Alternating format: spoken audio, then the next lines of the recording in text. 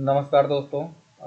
सीखने की स्थानांतरण में या ट्रांसफ़र ऑफ लर्निंग के अंतर्गत पिछले लेक्चर में हम लोगों ने देखा कि ट्रांसफ़र ऑफ लर्निंग क्या है, कितने प्रकार के होते हैं, उसकी क्या विशेषताएं होती हैं। आज हम देखेंगे कि अधिगम स्थानांतरण के सिद्धांत कौन कौन से हैं या ट्रांसफ़र ऑफ लर्निंग कौन किस किस प्रिंसिपल पर आधारित होता है। तो जब हम ट्रांसफ़र ऑफ लर्निंग की बात करते हैं तो ट्रांसफ़र ऑफ लर्निंग वास्तव में क्या है कि एक परिस्थिति से सीखा गया ज्ञान दूसरी परिस्थिति में कैसे सहायक होता है, कैसे सहायक सिद्ध हो सकता है, कैसे जो है सहायक सिद्ध होता है। यही जो है ट्रांसफ़र ऑफ लर्निंग है कि जब हम एक परिस्थिति से सीखे गए ज्ञान का प्रयोग दूसरी परिस्थिति में कर लेते हैं तो वह ट्रांसफ़र ऑफ लर्निंग कहलाता है। यह वास्तव में 5 सिद्धांतों पर आधारित होता है, जिसमें थियरी ऑफ मेंटल पावर है, principle of formal mental training है, थियरी ऑफ सिमिलर एलिमेंट्स है, प्रिंसिपल ऑफ जनरलाइजेशन है एंड प्रिंसिपल ऑफ टोटलिटी या गेस्टाल्ट थियरी है।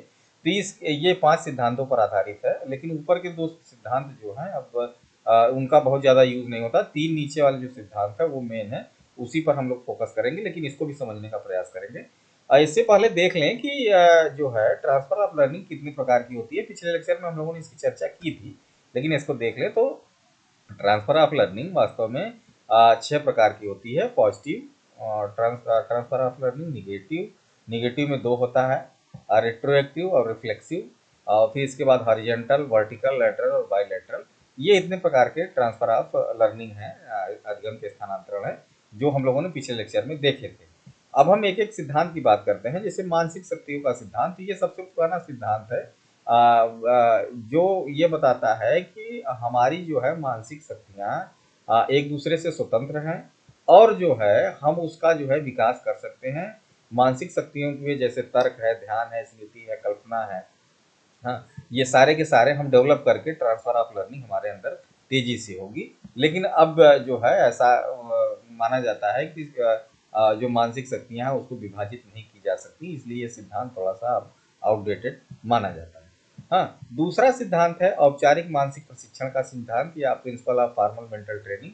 ये क्या कहता है, इसको गेट्स और इन अन्य साथियों ने बताया था। ये क्या कहता है ये सिद्धांत कि जो मानसिक शक्तियाँ हैं उसका जो है विकास किया जा सकता है। कि मान लीजिए हम विभिन्न जो नेचर ऑफ सब्जेक्ट होता है, विभिन्न प्रकार के विषय पढ़ने से हमारे अंदर जो मानसिक शक्तियाँ हैं वो उस प्रकार से डेवलप होती हैं। मान लीजिए हम जो है मैथ पढ़ रहे हैं तो हमारे अंदर रीजनिंग डेवलप हो जाएगी, सोचने की जो है शक्ति विकसित होगी। हाँ, मान लीजिए हम लिटरेचर के विषय पढ़ रहे हैं तो हमारे अंदर इमेजिनेशन की पावर बहुत ज़्यादा रहेगी, हाँ, जो कल्पना करने की शक्ति है। तो इस प्रकार के विषयों को पढ़ाने से विभिन्न प्रकार के जो है मेंटल पावर्स या मानसिक शक्तियाँ विकसित होती हैं और इनका प्रयोग जो है बालक अपने अधिगम स्थानांतरण में कर सकता है। तो ये तो 2 सिद्धांत हो गए। तीसरा देखें समान तत्वों का सिद्धांत। ये सिद्धांत क्या कहता है, इसको थॉर्नडाइक ने बताया था। ये सिद्धांत कहता है कि यदि हम कोई चीज़ सीख रहे हैं, हाँ, कोई चीज़ सीख लिए हैं और उसका प्रयोग हम दूसरी परिस्थिति में कर रहे हैं, ठीक, तो उन दोनों परिस्थितियों में पहली परिस्थिति से सीखा हुआ जो ज्ञान है और दूसरी परिस्थिति में जो हम चीज़ें सीखने जा रहे हैं उसमें अगर कुछ समान तत्व हैं, ठीक है, चाहे उसकी विषय सामग्री हो, दृष्टिकोण हो, विधि हो, चाहे उसका उद्देश्य हो, अगर उसमें कुछ समान है, सब कॉमन कंटेंट है, तो वो उसके आधार पे हम चीज़ों को बहुत आसानी से, बहुत तेजी से सीखते हैं। जैसे भूगोल का ज्ञान इतिहास के ज्ञान में सहायता दे सकता है, ठीक है। जैसे हम मान लीजिए मैथ पढ़ रहे हैं तो मैथ का प्रयोग हम जो है फिजिक्स में करें, केमिस्ट्री में करें, ऐसे विषयों में कर सकते हैं। तो ये जो समान तत्व होते हैं वो कई जगह आपको मिल जाएंगे, जिससे हमारा सीखना आसान हो जाता है। तो ये तीसरा नियम है कि ट्रांसफर ऑफ लर्निंग के अंतर्गत आता है। चौथा सिद्धांत सामान्यीकरण का सिद्धांत है। इसको जूड साहब ने बताया था। जूड का कहना था कि हम कोई चीज़ सीखते हैं तो उस सीखने के दौरान हम उस सीख के द्वारा कुछ सामान्य नियम बना लेते हैं, जिसको सामान्यीकरण कहा जाता है। कि उन सामान्य नियमों के आधार पे हमारे पास अगर कोई नई परिस्थिति आती है तो हम नई परिस्थिति में उन नियमों का प्रयोग करके अपने आप को चेंज कर लेते हैं और उसका यूज जो है उस ज्ञान का यूज हम नई परिस्थिति में कर लेते हैं। जैसे शिक्षक को बाल मनोविज्ञान सिखाने के सिद्धांतों और व्यक्तिगत भिन्नताओं का ज्ञान है।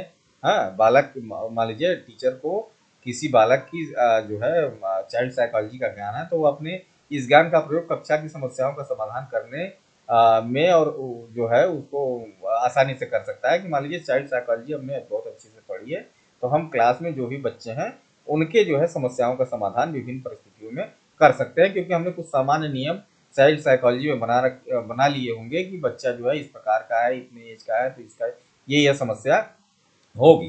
ठीक है, तो ये सामान्यीकरण का या झूठ का सिद्धांत है। पांचवा है समग्रता या पूर्णाकार का सिद्धांत। इसको थ्योरी ऑफ गेस्टाल्ट थियरी भी कहा जाता है। इसको जो है वही कोहलर, कोफ्टा, कार्डलेविन वगैरह ने प्रतिपादित किया था। गॉस्टेल ने इसको जो है बताया था। हाँ, ये गेस्टाल्ट थियरी क्या कहती है कि वास्तव में हमारे पास जो है जो सीखने की प्रक्रिया है वो हम यूनिट में नहीं सीखते, कंप्लीट सीखते हैं, पूर्णता में सीखते हैं। एक पूरी की पूरी जो है परिस्थिति को हम समझने के बाद ही हमारे अंदर सूझ विकसित होती है और जिसके फलस्वरूप हम चीजों को सीख लेते हैं। तो मान लीजिए एक परिस्थिति में हमने जो हमारे अंदर कोई सूझ विकसित हुई है और उसी प्रकार की परिस्थिति हमारे पास भविष्य में कभी और आ गई, तो हम उसका जो नॉलेज हमने गेन किया हुआ उसका ट्रांसफर यहाँ कर लेते हैं और अपनी सूझ की सहायता से उस समस्या का समाधान कर लेते हैं। तो ये ट्रांसफर ऑफ लर्निंग का एक जो है एग्जाम्पल बनेगा कि समग्रता या पूर्णकार का सिद्धांत भी जो है इसमें काम करता है। अब देखें कि इन मनोवैज्ञानिकों के अनुसार किसी दूसरे विषय अथवा कौशल को सीखने में सूझ स्थानांतरित होती है, तथ्यों का ज्ञान अथवा कौशल विशेष की तकनीकी की नहीं। हाँ, सूझ यहाँ को थोड़े व्यापक रूप में प्रस्तुत किया गया है।